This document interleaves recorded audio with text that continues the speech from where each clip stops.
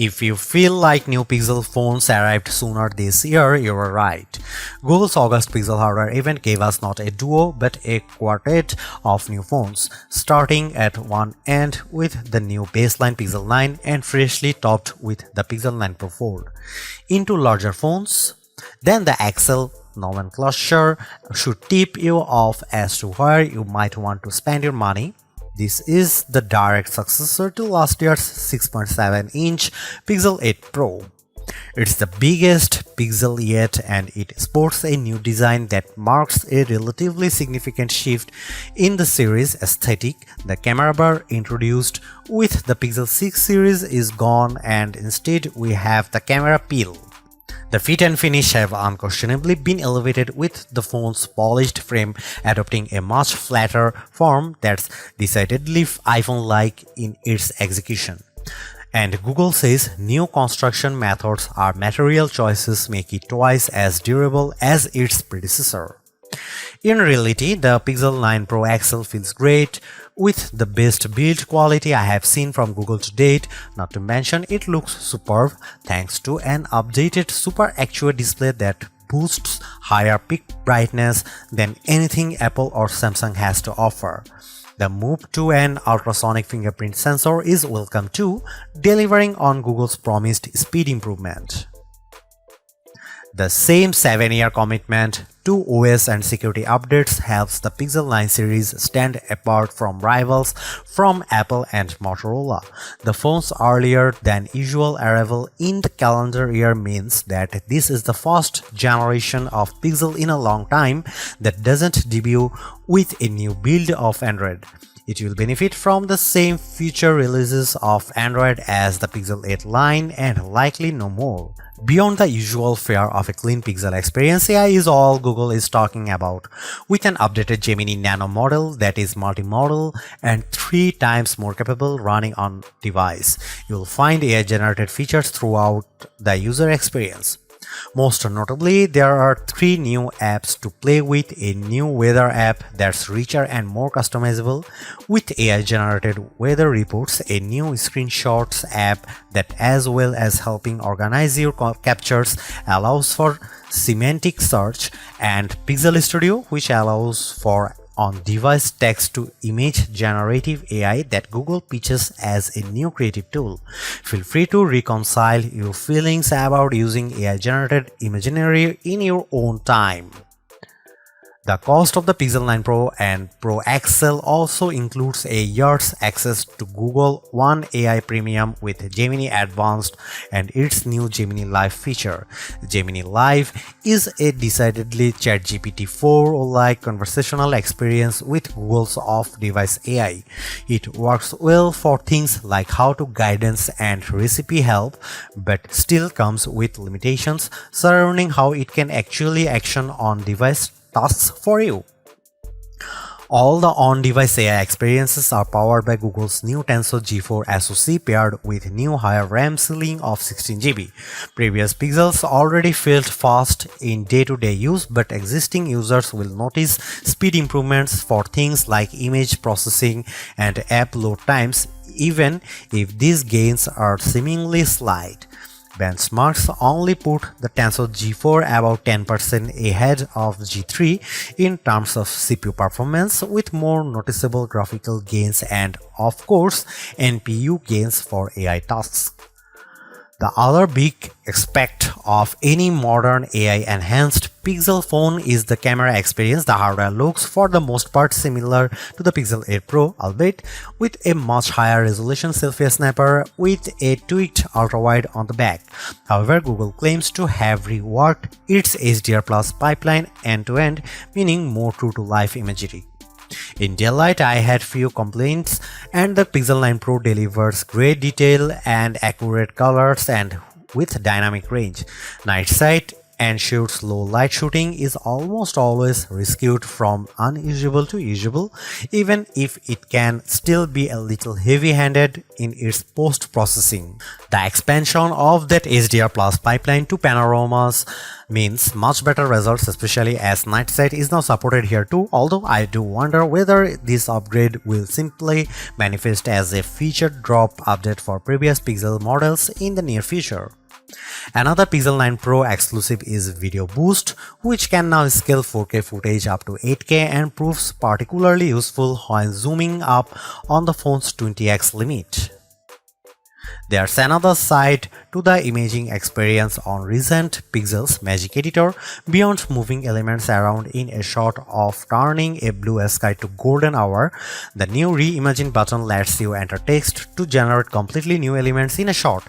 It's unquestionably fun and creative, but it also throws out any semblance of authenticity to shots you have captured yourself. Unlike the Samsung, there is no AI watermarking going on with edited images either. Although that Tensor G4 chipset doesn't mark a huge leap forward in raw horsepower, it certainly has helped with power efficiency, with the Pixel 9 Pro XL serving up almost 70% more screen on time compared to the Pixel 8 Pro. The jump from 30W to 37W wired fast charging speeds in a small but welcome bump too, although it looks like you'll have to grab Google's 45W charger for the absolute quickest recharge times based on my testing with similar chargers. Perhaps the biggest benefits with the Pixel 9 Pro line offers is that beyond the XL's larger screen and physically bigger battery, there is no compromise across both sizes. If you are happy with the premium, the Pixel 9 Pro XL is the most unapologetic, bombastic Pixel experience you can have right now outside of foldable land. Even if the jump from the Pixel 8 Pro isn't as significant as I would have liked, and it feels like this is more a means for Google to cultivate new Gemini Advanced subscribers, I can't help but appreciate the Pixel 9 Pro XL for being greater than the sum of its parts. It may only be just enough of an upgrade, but it is enough. While Google announced 4 phones at its August 2024 event, the standard Pixel 9 and Pixel 9 Pro XL are the two that hit the market first on August 2020. Meanwhile, the Pixel 9 Pro and 9 Pro Fold arrive on the scene September 4. In the UK, you can pick up the Pixel 9 Pro XL with double the storage at no extra charge on purchases made from September 5. US buyers can nab $200 in-store credit if ordering before August 28, and Australian buyers can pick up a limited edition poster with purchases made before August 25. The addition of the new smaller Pro model this year helps Google justify its decision to render the Pixel 9 Pro XL the most expensive candy bar Pixel to date. It starts at $1,099. It's practically like for like when compared to equivalent storage option of the iPhone 15 Pro Max, truly putting an end to the notion that the Pixels are the affordable flagship option.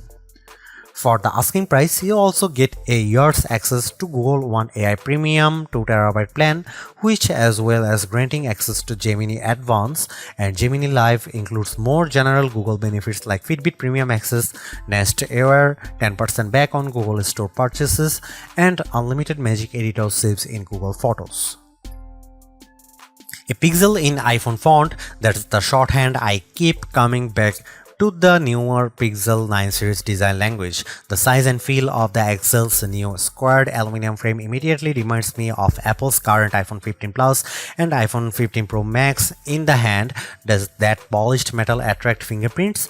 Absolutely, but not anywhere near as badly as expected. This new squared form, paired with the heaviest build of any candy bar Pixel yet, leads to a more premium look and feel overall. This is helped further by the Pixel 9 Pro XL's slimmer profile compared to the Pixel 8 Pro, and side by side with my wife's old Pixel 6 Pro, the jump in build quality is truly impressive. One update I'm not sure I love quite so much is the loss of the camera bar, which is replaced in this generation with a camera peel that protrudes out of the phone's rear panel at 90 degrees. It makes for a more bold and confident aesthetic, but it's not as quickly identifiable as the bar. As well as the cosmetic changes, Google also claims that the Pixel 9 Pro XL's new mid-frame design, not to mention its 100% recycled aluminum outer frame, Gorilla Glass Victus 2 front and rear panels, and IP68 certified protection against dust and water ingress, make the new phone twice as durable as its predecessor. In my time with the Pixel 9 Pro XL, by trying to keep it out of harm's way as much as possible, the finish has remained unscathed, but whether it will age as gracefully as its titanium-clad competition from Apple and Samsung remains to be seen. Both sizes of Pixel 9 Pro come in 4 colorways, with Obsidian pictured most prominently in this review. The hazel finish most closely apes the iPhone 15 Pro's natural titanium look, and the Galaxy S24 Ultra's titanium gray, while porcelain and rose quartz offer decidedly more vivacious options. The Pixel 8 Pro Super XR display feels like a noteworthy upgrade from the panel on its predecessor, and while not as earth-shattering an improvement this generation, the Pixel 9 Pro XL screen is a great refinement yet again. Although it sports the same resolution as the Pixel 8 Pro's panel, both high brightness and peak brightness levels have been cranked up to 2000 and 3000 nits respectively, meeting or beating key rivals in a spec-for-spec comparison.